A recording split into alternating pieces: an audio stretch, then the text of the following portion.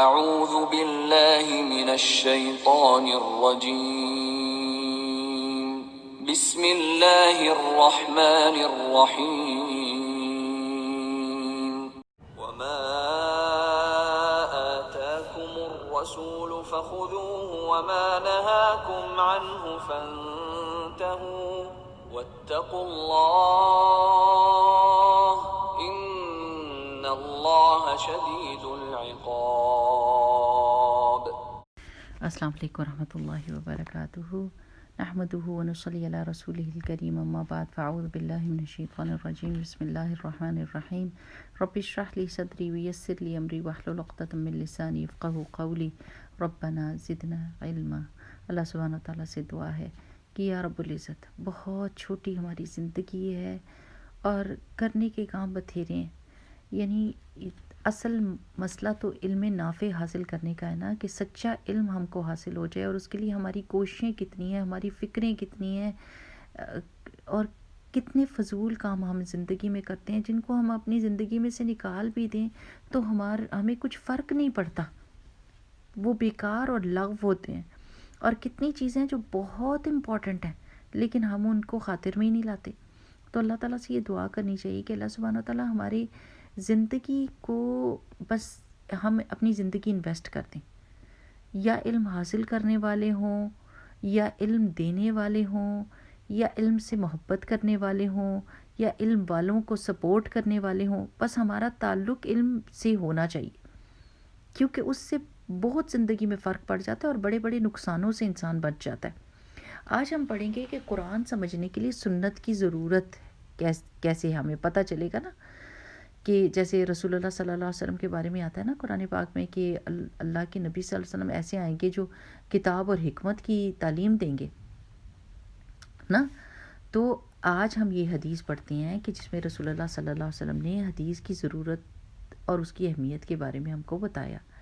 حضرت مقدام بن معدی کرب رضی اللہ عنہ سے روایت ہے کہ رسول اللہ صلی اللہ علیہ وسلم نے فرمایا، لوگوں یاد رکھو، قرآن ہی کی طرح ایک اور چیز یعنی حدیث مجھے اللہ کی طرف سے دی گئی ہے۔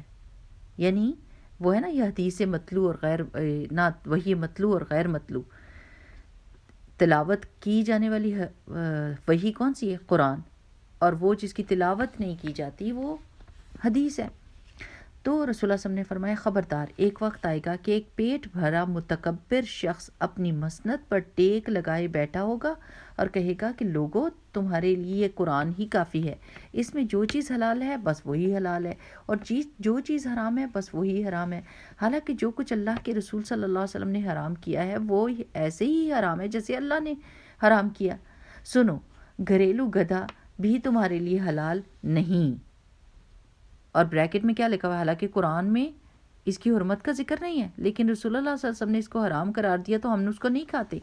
اور نہ ہی وہ درندے جن کی کچلیاں یعنی نوکیلے دانت جس سے وہ شکار کرتے ہیں، نہ ہی کسی ذمی کی گری پڑی چیز کسی کے لیے حلال ہے۔ اب یہ چیزیں قرآن میں مینشن نہیں ہے میری پیاری بہنوں، لیکن یہ ہمارے لیے حرام ہے۔ ہاں، رسول اللہ صلی اللہ علیہ وسلم نے فرمایا، البتہ اگر اس کے مالک کو اس کی ضرورت نہ ہو تو پھر اس کے لیے جائز ہے۔ یعنی کسی بھی ذمی کون ہوتا ہے؟ جو نان مسلم اسلامک اسٹیٹ میں رہ رہا ہوتا ہے، تو اس کی گری پڑی چیز ہمارے لیے حلال نہیں ہے۔ اگر وہ کہے کہ بھئی اٹھا لیں، جیسے کوئی باہر رکھ دیتا ہے اپنی چیزیں اور لکھ دیتا ہے کہ فری، جیسے ہمارے یہ کرب سائٹ پہ رکھ دیتے ہیں نا کینیڈا امریکہ میں، کہ کوئی بھی اٹھا کے لے جائے، تو وہ اس کی اجازت ہے۔ لیکن اگر اس کی کہیں گر پڑ جائے چیز اور وہ آپ کو پتہ ہے کہ یہ اس کی نے اجازت نہیں دی ہوئی اٹھانے کی، تو پھر وہ اس پر ہمارا کوئی حق نہیں ہے۔ تو یہ چیزیں ایسی ہیں جو قرآن میں موجود نہیں ہیں، لیکن رسول اللہ صلی اللہ علیہ وسلم نے ان کو حرام قرار دیا، تو وہ ایسے ہی حرام ہے جیسے جو چیزیں اللہ تعالیٰ نے جیسے حرام کی ہیں ویسے ہمارے لیے یہ چیزیں بھی حرام ہیں۔ اب آپ یہ سوچیں کہ اس وقت کتنے لوگ یوٹیوب پہ موجود ہیں۔ ایک آدمی آیا تھا پرویز، اور اس پاکستان سے ہی، اور اس نے بھی یہ بالکل اسی طرح کہا تھا کہ قرآن بس ہم کو چاہیے اور ہم حدیث پہ یقین نہیں رکھتے، اور قرآن کی جو چیز حلال ہے وہ حلال ہے اور جو حرام ہے حرام ہے، تو باقی چیزیں۔ میں یہ کہتی ہوں کہ ایک کوشچن اگر آپ لوگ یہ یاد رکھ لینا، ایسے لوگ جو حدیث کا انکار کرتے ہیں، تو آپ ان سے صرف اتنا پوچھ لیں کہ بھائی قرآن میں اقیم الصلاۃ کا حکم ہے، آپ کہاں سے لیتے ہیں کہ آپ نے رکوع، قیام، رکوع، قومات، سجدہ، یہ کہاں سے آپ نے سیکھا؟ کیسے سیکھا؟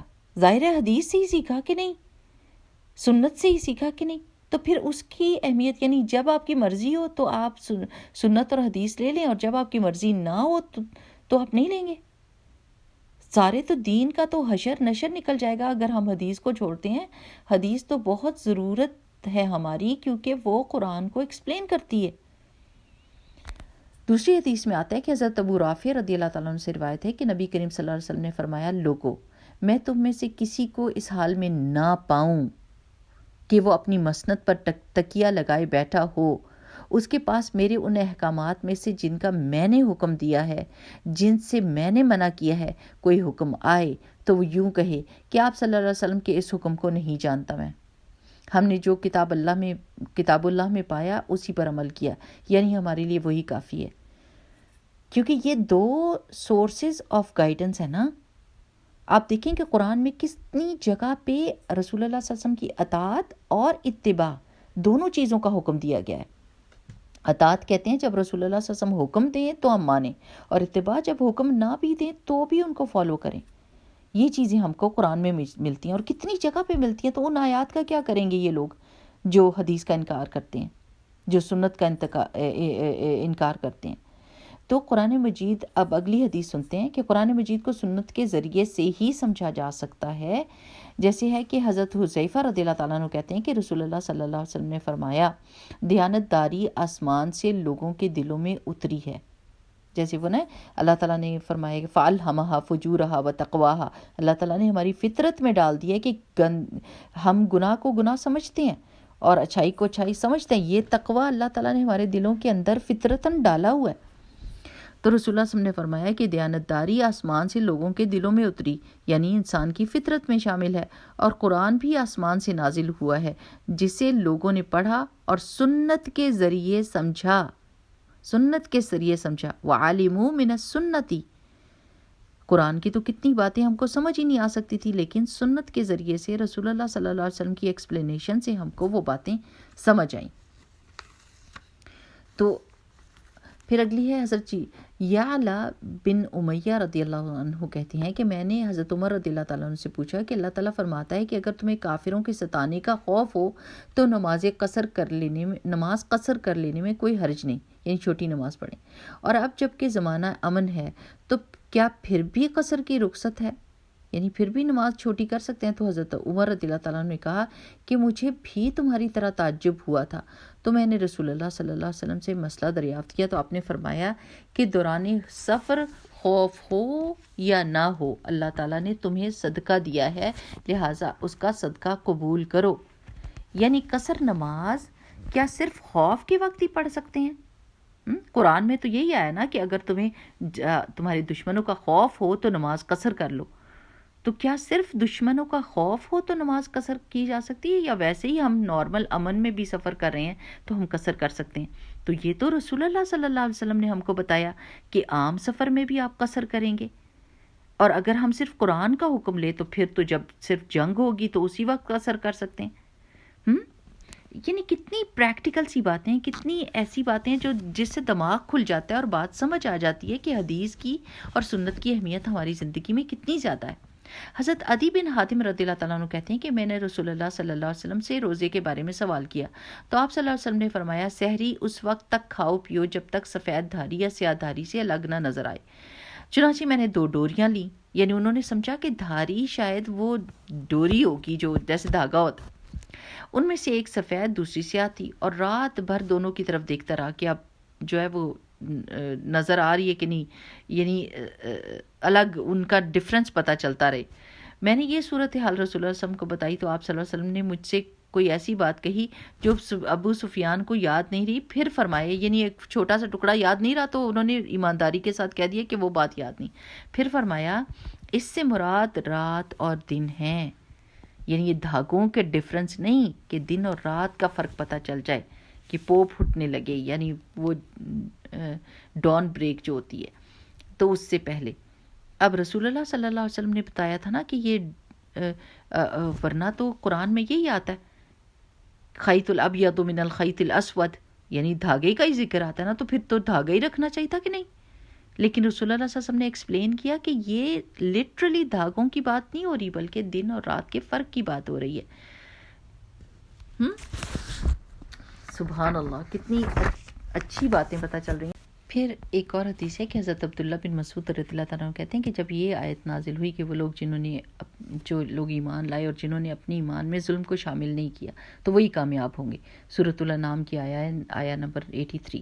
تو تمام مسلمان پریشان ہو گئے اور عرض کیا یا رسول اللہ صلی اللہ علیہ وسلم، ہم میں سے کون ایسا ہے جس نے ظلم یعنی گناہ نہ کیا ہو؟ یعنی ایمان تو ہم لے کر آئے ہیں لیکن ہم تو پھر کامیاب ہی نہیں ہوگے کیونکہ گناہ تو ہم سے ہوتے رہتے ہیں. آپ صلی اللہ علیہ وسلم نے ارشاد فرمایا آیت میں ظلم سے مراد گناہ نہیں بلکہ شرک ہے، یعنی شرک جنہوں نے نہیں کیا تو وہ کامیاب ہو جائیں گے. تو یہاں پر ظلم سے مراد شرک ہے. کیا تم نے حضرت لقمان کے اپنے بیٹے کی نصیحت نہیں سنی؟ انہوں نے کہا تھا اے میرے بیٹے اللہ تعالیٰ کے ساتھ شرک نہ کرنا کیونکہ ان الشرک لظلم عظیم، شرک بہت بڑا ظلم ہے. تو کتنی پیاری بات ہے کہ قرآن کی وضاحت رسول اللہ صلی اللہ علیہ وسلم کر رہے ہیں اور ان کی تربیت کر رہے ہیں اور ان کو ایکسپلین کر رہے ہیں قرآن کو. کتنی پیاری بات پتہ چل گئی کہ گناہ اگر یہاں مراد ہوتا تو کوئی بھی نہ بچتا، سارے کے سارے ہی ناکام ہو جاتے. لیکن ایمان لانے کے بعد ظلم نہ کرنے کا کیا مطلب ہے؟ شرک نہ کرنا. جو ایمان لائے گا اور شرک نہیں کرے گا تو پھر وہ کامیاب ہو جائے گا. اور یہ ایکسپلین کس نے کیا؟ رسول اللہ صلی اللہ علیہ وسلم نے. قرآن مجید نے صرف مسافر اور بیمار کو رمضان میں روزے کی چھوٹ دی ہے اور قضا رکھنے کی رخصت دی ہے، جبکہ رسول اللہ صلی اللہ علیہ وسلم نے اور بھی مدیں بتائی ہیں جس میں کوئی انسان رمضان کے روزے چھوڑ کر اور بعد میں قضا ادا کر سکتا ہے، اور ان میں مسافر اور بیمار کے علاوہ حائضہ عورت، حاملہ اور دودھ پلانے والی عورت کو بھی روزہ چھوڑ کر بعد میں قضا کی رخصت دی گئی ہے.